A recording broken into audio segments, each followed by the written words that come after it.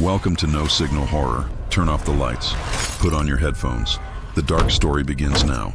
Subscribe and join the darkness lovers. It started as a game, a terrifying descent into a virtual manor where shadows whispered secrets and specters lurked. But then, the shadows began to lengthen in his own living room, and the whispers followed him out of the headset, blurring the lines between pixels and chilling reality. Ethan Thorne had always sought the edge.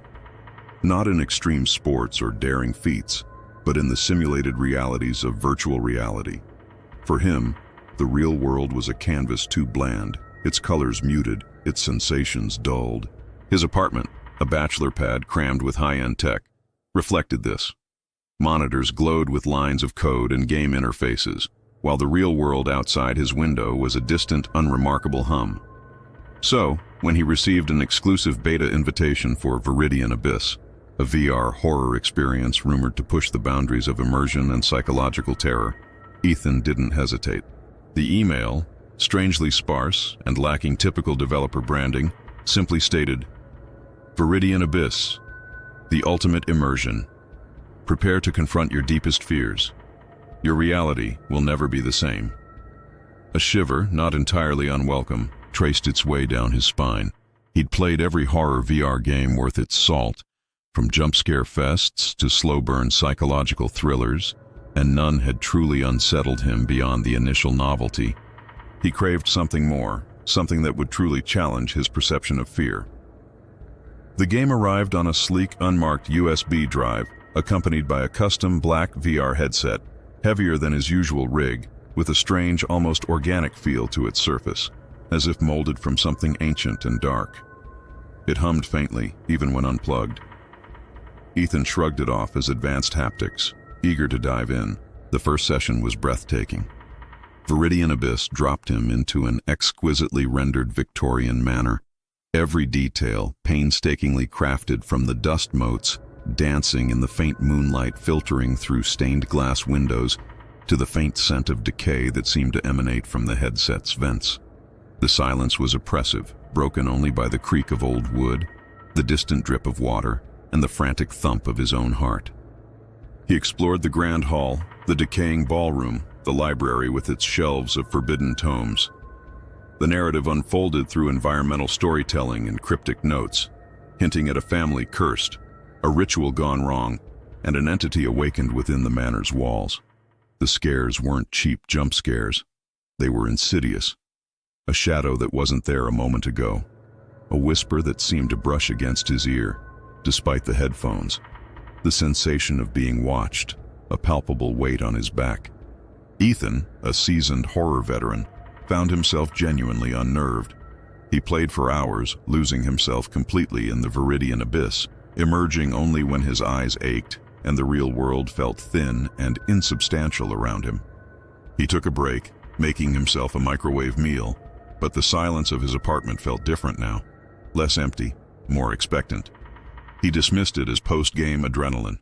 He'd been immersed after all. It was natural to feel a lingering effect. But then, as he chewed on his rubbery chicken, a faint, almost imperceptible scratching sound emanated from the wall beside his couch. It sounded exactly like the rats he had heard scurrying in the manor's desolate kitchen in the game. He froze, listening. Nothing. Just the hum of his refrigerator. He shook his head, a wry smile touching his lips. "Getting to me already, huh?" he muttered to himself. Over the next few days, Ethan returned to Veridian Abyss with a growing sense of anticipation and dread. Each session pulled him deeper, the game's narrative spiraling into darker, more esoteric lore, involving ancient pacts and interdimensional breaches. The entity, which the game referred to only as the Presence, grew more active. He saw fleeting glimpses of it, a gaunt, shadowy figure at the end of a corridor, a pair of glowing red eyes peering from behind a curtain. The terror was intoxicating, but the anomalies began to bleed. Small things at first. He'd hear the distinct mournful chime of the grandfather clock from the manor's main hall, even when his headset was off and tucked away. His cat, Mittens, a usually placid creature, would occasionally stare intently at empty corners of the room, her fur bristling, letting out a low, guttural growl that chilled Ethan to the bone. Once, he swore he saw a fleeting shadow, impossibly long and distorted, stretch across his living room floor, only to vanish when he blinked. He tried to rationalize it. Stress, lack of sleep, his mind playing tricks. He was spending too much time in VR. He decided to take a break to give his brain a reset. He unplugged the custom headset, locked it in a drawer, and tried to focus on his work, debugging a new piece of code for a client. But the lines of code seemed to swim, occasionally twisting into the intricate, almost sigil-like patterns he'd seen carved into the manor's walls. The break didn't help. If anything, it seemed to agitate whatever was happening. The scratching in the walls returned, louder this time, accompanied by a faint metallic scraping, like nails dragging across old iron.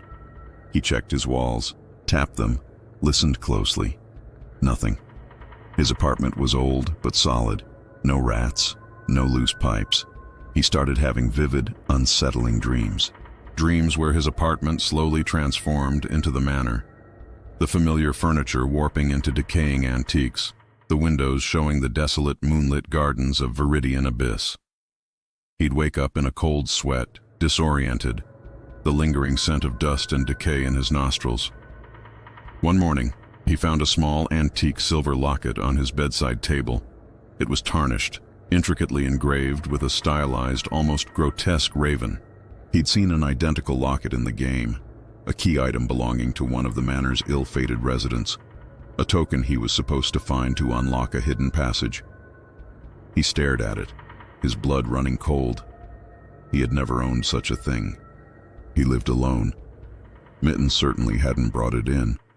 He picked it up, the metal surprisingly cold against his skin, and opened it.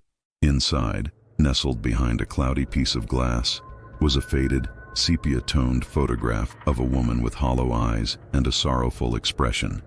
The same woman whose ghost he'd encountered in the game's dilapidated nursery. Ethan's heart hammered against his ribs. This wasn't a hallucination. This was real. He checked his online purchase history, his old boxes, anything that could explain its presence.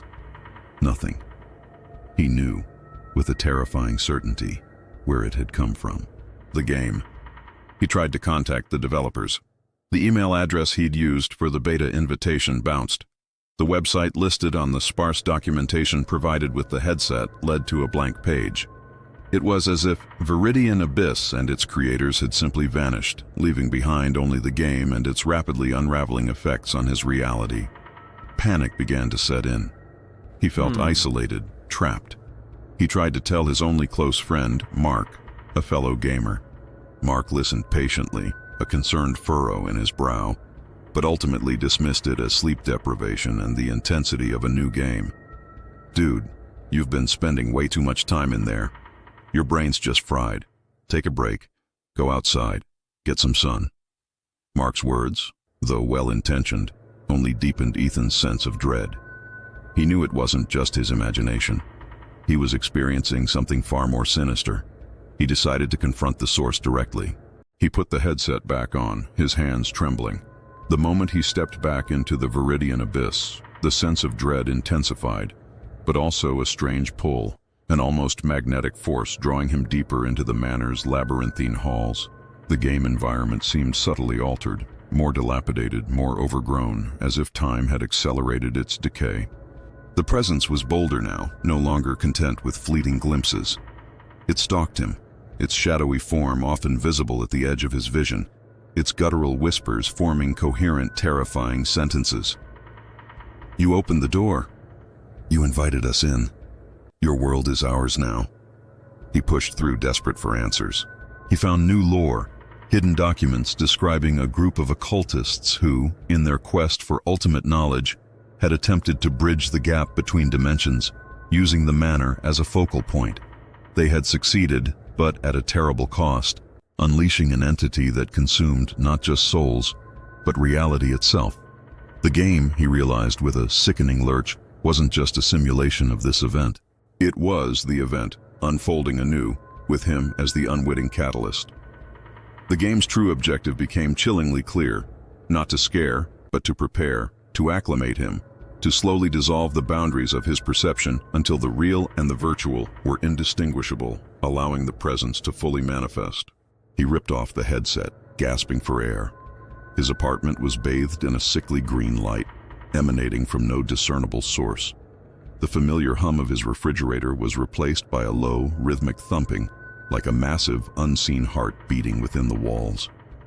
Mittens was gone. His usually meticulously organized apartment was in disarray. Books strewn across the floor, furniture subtly shifted, almost as if something had moved through, carelessly displacing objects. He stumbled to his computer, determined to delete the game, to purge it from his system. But the Veridian Abyss icon was no longer on his desktop. He searched his hard drive, his program files. It was gone, not deleted, but simply absent. Yet, when he looked at his VR headset, nestled innocently on his desk, it pulsed with a faint internal light, a malevolent eye watching him. He tried to smash it. He grabbed a heavy wrench and brought it down with all his might. The wrench passed through the headset as if it were a phantom, making no contact. His hand went numb, a searing cold radiating from where the wrench should have hit. He looked at the headset again. It was pristine, humming faintly, almost mockingly. He was trapped. The game wasn't just on his computer, it was embedded in his reality. Days blurred into a nightmare. The manor's decay began to seep into his apartment. Patches of rot bloomed on his walls, the wallpaper peeling back to reveal crumbling brick. A constant cloying smell of damp earth and something metallic like old blood filled the air. The temperature plummeted, a bone-deep chill that no amount of heating could dispel. He saw the manor's specters, not as fleeting images, but as solid, transparent figures moving through his rooms, their hollow eyes fixed on him. He stopped eating, stopped sleeping. The whispers were constant, clawing at the edges of his sanity. He tried to leave, to escape his apartment, but the front door, once a simple wooden barrier, now seemed to twist and writhe, its surface covered in strange organic growths, its handle burning cold to the touch. He tried to open a window, but the glass was opaque, showing only the desolate, moonlit gardens of Veridian Abyss, stretching into an infinite starless night. His phone was dead. No signal. The internet was gone. He was utterly cut off. The presence grew stronger. It began to manifest physically, not just as shadows, but as tangible forces. Objects flew across the room, flung by unseen hands. Cold tendrils of mist snaked around his ankles, tripping him. He felt sharp, phantom pains, as if he were being scratched, bitten, or shoved, mimicking the attacks he'd endured in the game. One evening, huddled in a corner, shivering from cold and terror, he saw Mittens, his beloved cat, gaunt and skeletal, her eyes glowing with a malevolent red light, her fur matted with grime. She stalked towards him, no longer purring, but letting out a low, guttural growl, her fangs bared. This wasn't Mittens. This was a corrupted echo, a distorted mockery. He screamed, backing away as the creature lunged, its claws extending impossibly long. He felt a searing pain across his arm as he scrambled away, leaving 3 deep, bleeding gashes. The game was consuming everything. His apartment, his sanity, his very life.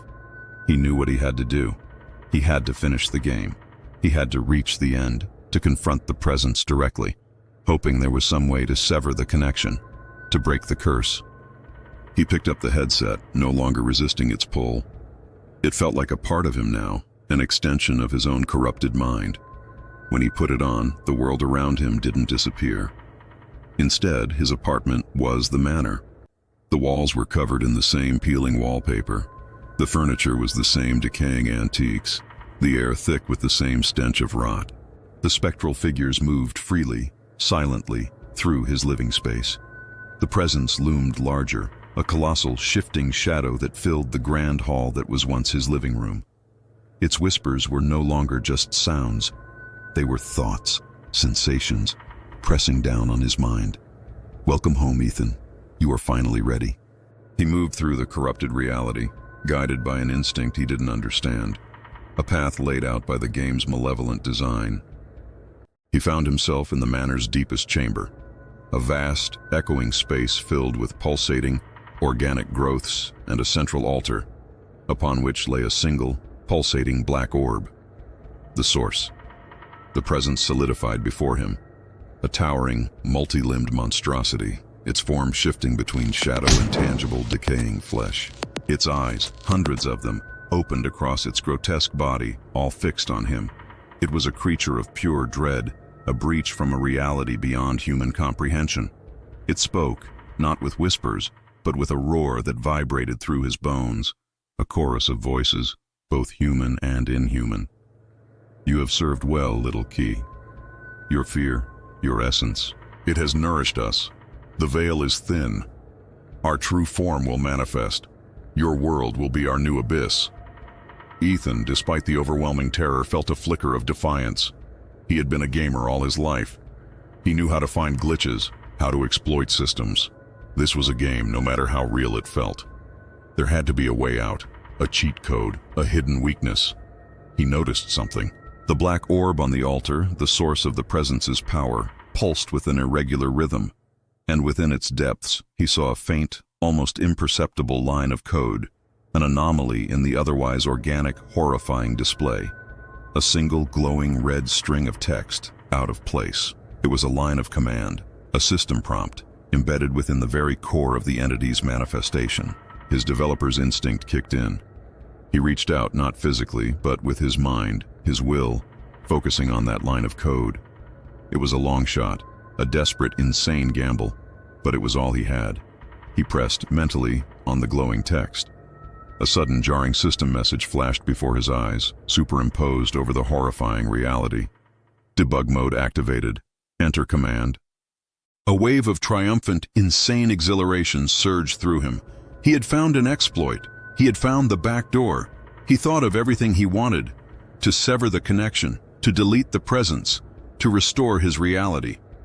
He mentally typed, with a speed born of desperation and years of coding: delete entity presence, delete game, Veridian Abyss, restore reality Ethan Thorne. The presence shrieked, a sound that tore through the fabric of his corrupted apartment. The black orb pulsed violently, then began to crack, emanating streams of sickening black energy.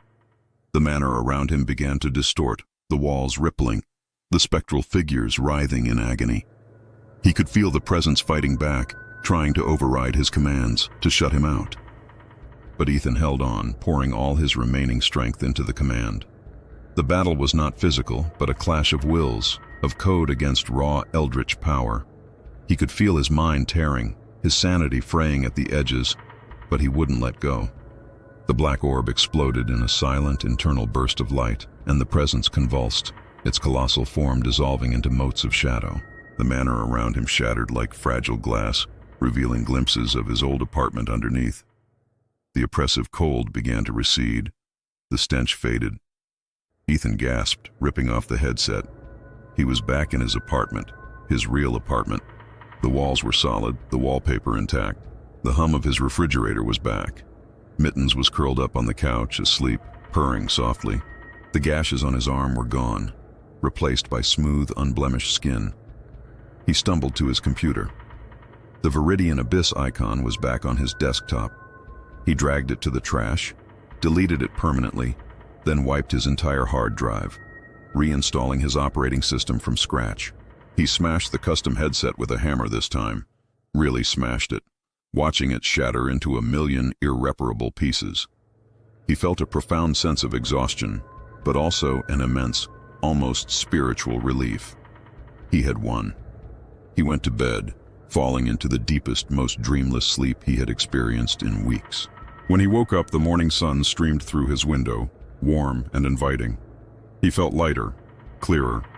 He made coffee, let Mittens rub against his legs, and took a long, hot shower. He even opened his window, letting the fresh air wash over him. His ordeal was over. He sat down at his computer, ready to start his work, to reconnect with the world. He powered it on, watched the familiar boot-up sequence. His desktop loaded, and then he saw it. A new icon nestled innocently in the bottom right corner of his screen. It was a small, pixelated image of a single closed eye. No text, no title, just the eye, He tried to right-click it.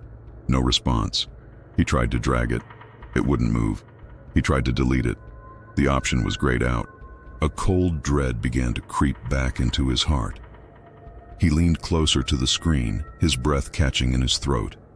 As he watched, the pixelated eye slowly, deliberately opened. And from the depths of its digital pupil, a single glowing red line of text appeared, shimmering faintly against the black background. It read, "Debug mode deactivated, new game commencing, player 2 ready."